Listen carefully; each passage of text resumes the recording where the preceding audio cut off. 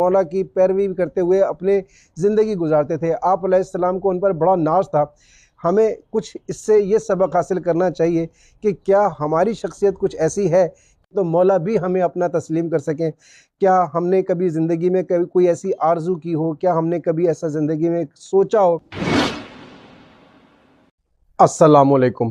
مولا متقیان مولا امام علی علیہ السلام نہج البلاغہ کی حکمت 443 میں فرماتے ہیں، مولا علی علیہ السلام کے پاس جب مالک اشتر رحمہ اللہ کی خبر شہادت آئی تو آپ علیہ السلام نے فرمایا، مالک اور مالک کیا شخص تھا، خدا کی قسم اگر وہ پہاڑ ہوتا تو ایک کوہ بلند ہوتا، اور اگر پتھر ہوتا تو ایک سنگ گراں ہوتا کہ نہ تو اس کی بلندیوں تک کوئی سم پہنچ سکتا اور نہ کوئی پرندہ وہاں تک پر مار سکتا۔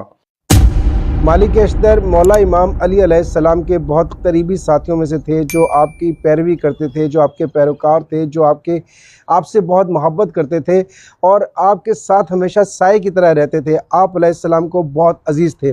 مولا امام علی علیہ السلام جب آپ کی شہادت کی خبر سنتے ہیں، مالک اشتر کی شہادت کی جب خبر آپ کو ملتی ہے تو آپ بہت غمزدہ ہوتے ہیں، بہت رنجیدہ ہوتے ہیں، اور اس کے بعد آپ ان کی تعریف میں چند جملے بیان فرماتے ہیں۔ آپ فرماتے ہیں کہ مالک اشتر اگر کوئی پہاڑ کی مانند ہوتے تو اتنا اونچا پہاڑ ہوتے کہ جتنا اونچا دنیا میں کوئی پہاڑ نہیں ہے۔ آپ کی اتنی بلندی تھی، آپ کا کردار اتنا عظیم تھا، آپ اتنی بلند پایہ شخصیت کے حامل تھے کہ آپ جیسا کوئی نہ تھا۔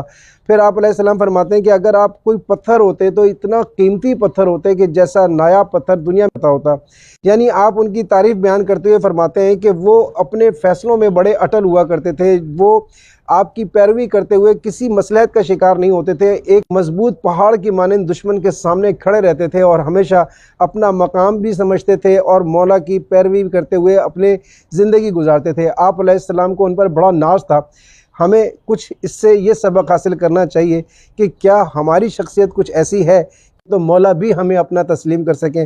کیا ہم نے کبھی زندگی میں کوئی ایسی آرزو کی ہو، کیا ہم نے کبھی ایسا زندگی میں سوچا ہو کہ مولا ہم سے خوش ہوں، مولا ہمیں اپنا مولائی سمجھیں۔ کہ ہم نے اپنی زندگی میں کبھی ایسا کوئی قدم اٹھانے کی کوشش کی ہو، کبھی اپنے کردار میں کوئی ایسی تبدیلی لانے کی کوشش کی ہو، کبھی کوئی تقوی یا زہد کا کوئی مقام حاصل کرنے کی کوشش کی ہو۔